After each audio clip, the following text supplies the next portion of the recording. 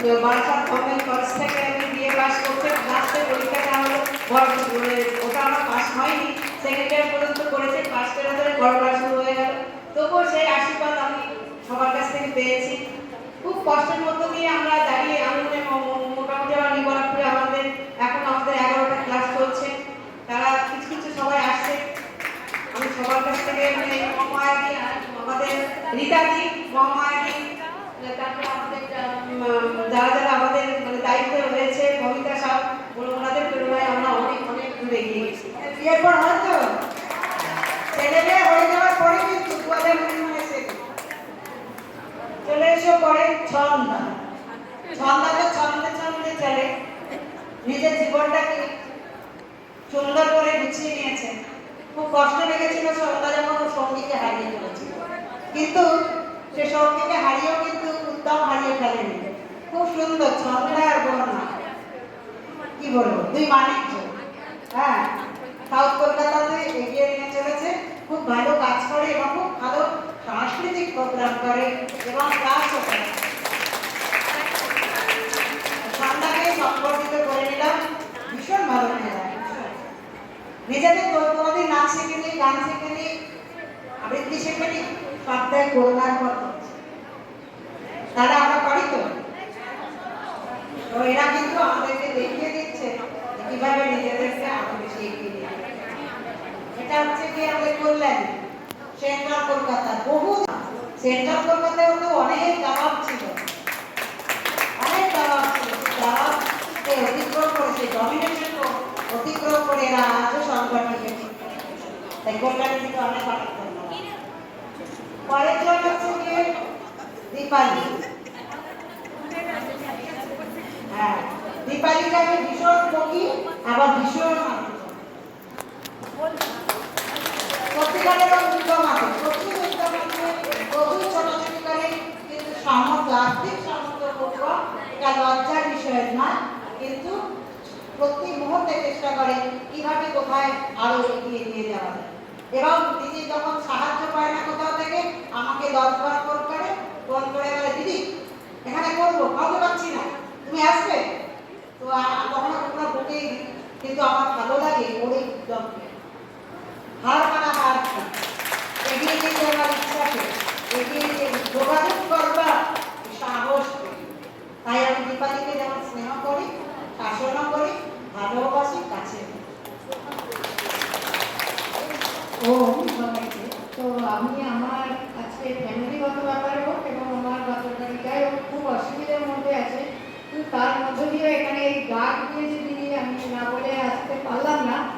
তো বাড়িতে বাবা অসুস্থ, খুব অসুস্থ, আমার সঙ্গে বাড়িটাতে ছোট নাতনি আছে 4 দিন মাত্র, মানে মেয়ে খুব বকাবকি করছিল, তো তার সত্ত্বেও দিদি ডাক দিয়েছে, না এসে আসতে পারলাম না। সত্যিকারেরই বাড়িতে অনেক অসুবিধা থেকেও এসেছে, আমরা অনেকেই আসতে হয়েছে, আর একটু বকেও দিয়েছি, কালকেও বকে পেয়েছে, কিন্তু ওদের এসেছে এর জন্য আমি ধন্যবাদ জানাই। অনেকটা কষ্ট করে এসেছে, মনটা খারাপ আছে তো বটে, তবুও বলেছি চলো, আমারও তো দিদিকে ফেলে রেখে গেছি, করতে তো হবেই সব, তাই না? আমাদের কর্তব্য কর্মে আমাদের কি থাকতে হবে, অবিচার মানে জানেন তো, তার পেশেন্ট অসুস্থ, তিনি হাজবেন্ডকে ফেলে রেখে আগে পেশেন্ট দেখতে গেছেন, পরে এসে তিনি কাজ সম্পন্ন করেছেন। আজকে যদি তাদের মতো অনুপ্রেরণা আমাদের সামনে না থাকতো, আমরা কি সাহস পেতাম? তিনি তো স্বার্থপর হতে পারতেন যে আমার স্বামী মারা গেছে, আগে আমার স্বামী পড়তেছে না, তিনি ডাক্তার, এটা তার কর্তব্য, তিনি আমাদেরকে দেখিয়ে দিয়ে গেছেন আগে কর্তব্য, পরে তার দায়িত্ব। হাজব্যান্ডও তার কাছে কাছে, আবার পেশেন্টও তার কাছে কাছে, কারণ পেশেন্টের কাছে ডাক্তার ভগবান। তাই তাকে সুস্থ, তার হাজব্যান্ড তো মারাই গেছে, কিন্তু যিনি পেশেন্ট তাকে যদি তিনি বাঁচাতে পারেন, এটাই তার কাছে ঈশ্বরের আশীর্বাদ। তো আমাদের কর্তব্য কর্মের প্রতিও অবিচল। এটা হচ্ছে সম্পাদিক, সম্পাদিকও অনেক পরে পেয়েছি, আমাদের এই তহসিল প্রবারী শ্রীরামপুর সাথে মিশনে হুগলি জেলা, ভীষণ কর্মঠ, একটা সুন্দর ক্লাব চালাতে, ক্লাব নিজে দেখে নিয়ে ক্লাব শুরু করার জন্য ক্লাব করে দিলে আপনি চালান, আপনার যদি দরকার আমরা এত সুন্দর ওখানকার মানে ক্লাব দেখে নিয়েছে, ক্লাব কাছে যায়নি, ক্লাব দেখে নিয়েছে, এখন ভাবে ক্লাসে। তা আমি চাইবো সে সাব ডিভিশনকে আরো অনেক অনেক সম্মান এবং আমার খুব ভালো লাগে। একটাই কথা বলবো, আজকে মহামারী মানুষের মতো হাত যখন আমাদের মাথায় আছে, আমরা এটাই দৃঢ় বিশ্বাস যে আমরা এখানে থাকতে পারবো। যদি আমরা হাত না আমাদের থাকে তাহলে কি হবে? হ্যাঁ নিশ্চয়ই থাকবে, একটা ব্যাটন ধরে করছি, যারা ব্যাটন একের পর এক আমরা এগিয়ে দিতে পারি, লক্ষ্য আমাদের জয়। পরে হচ্ছে শুভ্রা। শুভ্রাকে আমি নতুন পেয়েছি, সোশ্যাল মিডিয়ার দায়িত্ব পালন করছে এবং ও আমায় বলেছিল দিদি পারবো, আবার যে পারে কি পারে, যে পারে সে আপনি পারে, পারে সে খুব ফোটায়, তাই না? আচ্ছা আচ্ছা, আগে সোশ্যাল মিডিয়ার দায়িত্ব করতো, এখন ওকে তহসিল প্রবারী করেছি বনগাঁ সাব ডিভিশন। অত্যন্ত অ্যাক্টিভ, শুধু বলেছি কনফিউজ হয়ে যাবে না, যে সমাজে অনেক সংগঠন আছে, সেই সংগঠনে তোমার তুমি মিলিয়ে যাবে না, তোমাকে শেখে যাবে, তাই তো? কারণ পতঞ্জলি এমন একটা বড় ছাতা, আমাকে অনেকেই বলে দিদি আসবে, এখন দেখো আমি যেতেই পারি, কিন্তু এখন আমার প্রধান এবং মূল দায়িত্ব পতঞ্জলি, তাই পতঞ্জলিকে প্রকাশ করা, হাইলাইটস করার দায়িত্ব আমাদের। তাই সেই সংগঠনে আগে আমি কাজ করবো, কথা বলবো, পরে আমি অন্য জায়গায় যাবো। তা শুভ্রা সেই দায়িত্ব যথোপযুক্তভাবে পালন করছে এবং আগামী দিনে করবে।